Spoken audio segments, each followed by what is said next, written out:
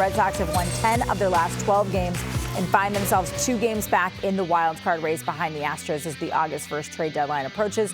So how will Chaim Bloom approach that deadline? John Tomase writing about Bloom on NBC Sports Boston.com today. Here's the headline he wrote. Chaim Bloom's vision for the Red Sox is suddenly coming into sharp focus. So let's bring in John Tomase to join us to talk about the article that he wrote on the website and the Red Sox as they continue the second half of the season. Tomase, can you explain to me why you're suddenly, I read the article, so I know, but tell everybody why you're changing your tune on Chaim Bloom.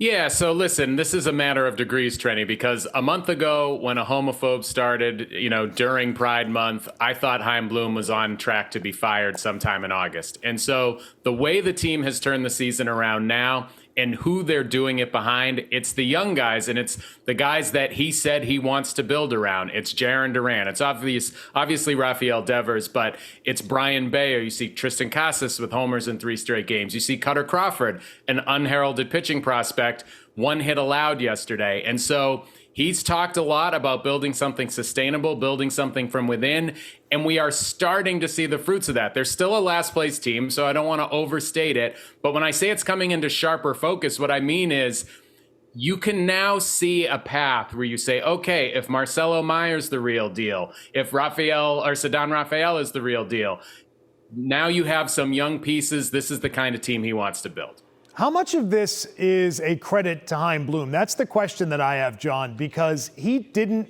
draft Tristan Casas as he's played well lately. He didn't draft Jarren Duran. These were guys that predated him. Rafael Devers obviously predated him. How much of this recent success is a credit to him? Yeah, so Beetle, in general, I kind of hate that argument because it takes 5 years before a team flips over. When Theo won, it was with Duquette guys. When Cherington won, it was with Theo guys. When Dombrowski won, it was with Cherington guys. And when Bloom is turning things around a little bit now, it's with Dombrowski guys. I will say he had to develop those players. Jarren Duran, we saw, it took a while to get to where he is right now, and a lot of organizations would have given up on him. They would have dumped him. I was all for dumping him. I was ripping them for not trading him when they had the chance. So Casas is another guy he has developed. Brayan Bello has developed on his watch. Crawford. So I give the development side of it a lot of credit. And then the other thing is their drafts have been highly regarded by the people who pay attention to such things and, and grade those kind of things. They like how they've drafted so far. So I do think on the player development side, they have some wins here that they can point to. Free agency, the big league side, to be determined.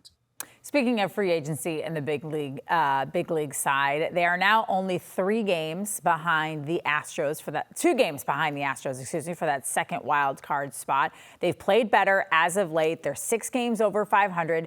I read an article today that the Yankees, even though they have been just in the dumps lately, they're going to try to get pitching. They're going to try and get infield help. They're going to try to go all in. You'd have to imagine that the Jays and Rays and Orioles, if the opportunity is there, they will try to acquire someone at the trade deadline. Like, it kind of feels to me like you can't be sellers if you're the Red Sox. Like, when you're this close, Tomase, you just have to stay in the game and be buyers. But are you big time buyers? Are you just sort of dipping your toe and giving away a little bit so you can get some pitching? Like, how are you approaching this trade deadline?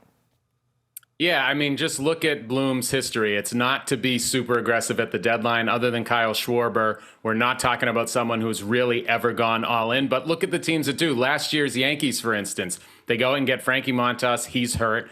Scott Efros, a reliever, he's hurt. Andrew Benintendi, kind of a non-factor. They went all in. A couple years before, when the Red Sox got Schwarber, you remember, the Yankees got Anthony Rizzo, and we were crushing them. Why didn't you get Rizzo? Schwarber ended up being the better player. So I don't really mind if the Red Sox say we're not going to enter the arms race. As long as they make the targeted moves, they obviously need a starter. If they can find a starter on the market, I'm not going to worry so much about what the other teams are doing. All right, John Tomase, the Red Sox are actually getting interesting again. I like it.